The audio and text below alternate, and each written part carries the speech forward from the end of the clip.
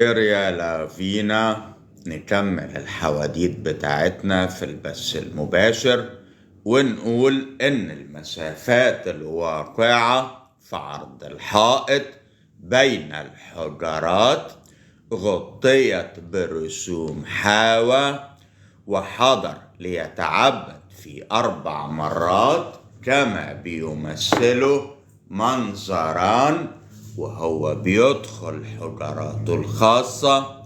وعلى الحائط الجنوبي من الصالة، يعني الجانب الشرقي، منظر في غاية الأهمية، فهو بيمثل أخناتون وملكته نفرتيتي جالسين إلى المائدة، بينما الملكة الوالدة تي ممثلة أمامهما، وأصناف الغذاء لاحتياجاتهم الجسدية متوافرة.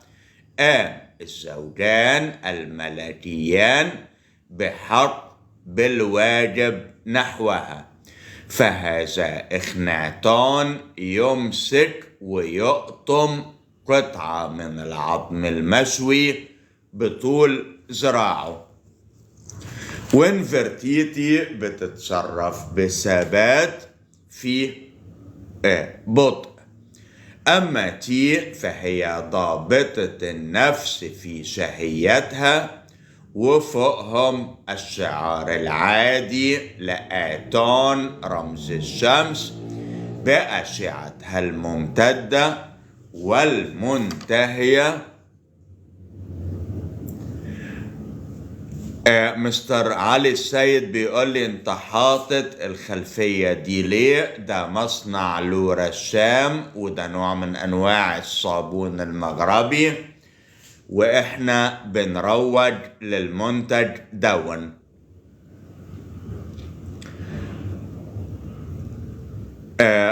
فوقهم الشعار العادي لآتون رمز الشمس بأشعتها الممتدة والمنتهية بشكل آيادي تحمل علامة الحياة. وصفت تي بأنها أم الملك أخناتون والزوجة الكبيرة للملك أمنحتب الثالث، تي التي بتعيش إلى أبد الآبدين. وإلى جانب تي بتجلس ابنتها الصغرى باكت آتون، بينما بتجلس ابنتان من بنات الملكة نفرتيتي هم ميرت آتون ونفر أو نفرة آتن بجوار أمهما. أما حواء نفسها أو بنفسه فهو بصفته رئيس الخاصة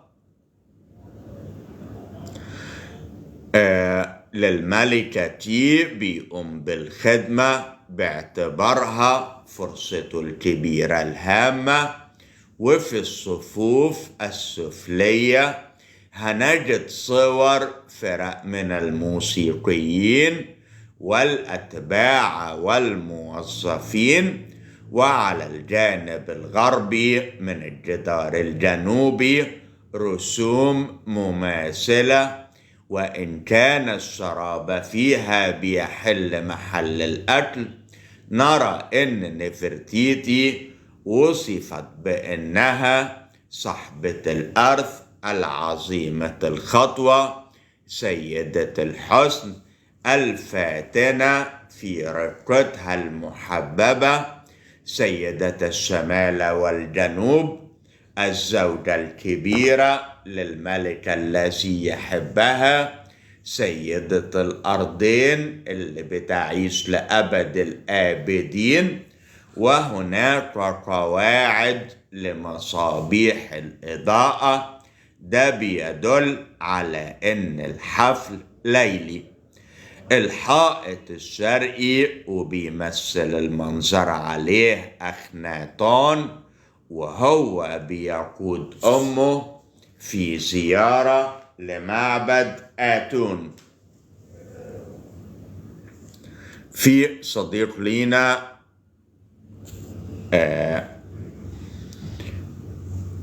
هنكمل ونقول: وبتصفها الكتابة كالآتي: توصيل الملكة العظيمة والملكة الأم تي علشان ترى ظل الشمس.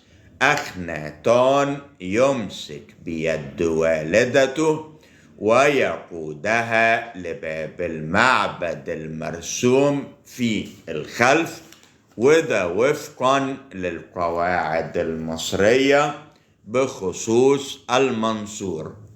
أما المناظر الثانوية للصورة الأصلية استعملها فنان حاوى كفرصة لتمجيد سيده، الإشادة بوظائفه.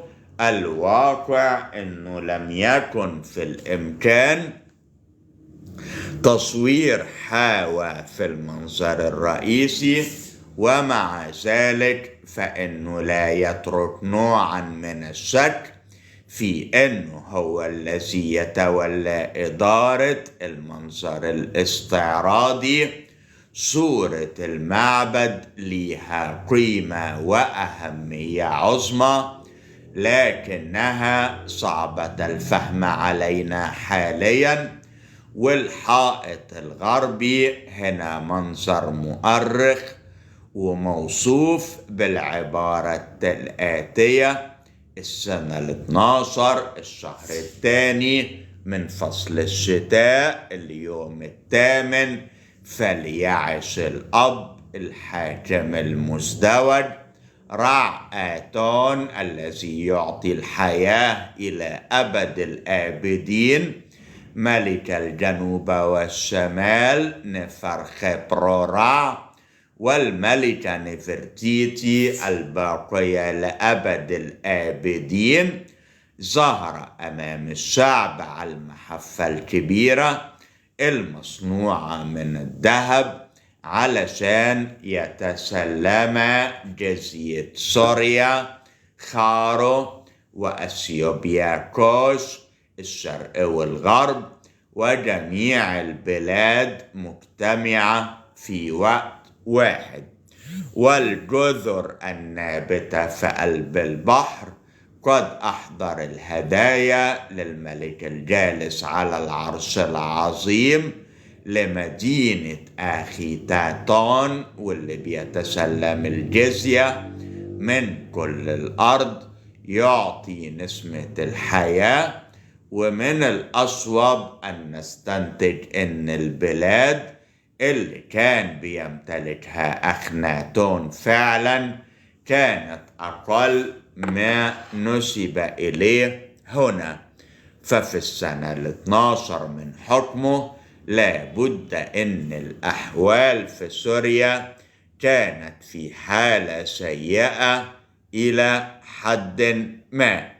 هنا بنرى الملكة والملك محمولين على محفتها الملكية الفاخرة، يجلسان جنبا إلى جنب، بينما بتلف نفرتيتي ذراعها حول وسط زوجها. أما الموظفين وفرق الجيش والأتباع فبيصطفون حولهما.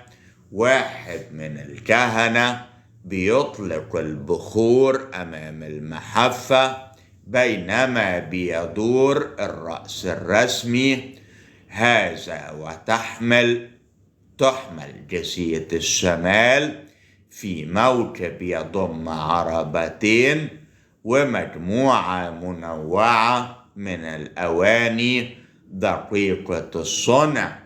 أما جزيرة الجنوب فدي بتشمل العبيد المكبلين وسن الفيل، سررا من الطبر، القرود، الفهود، التياتل.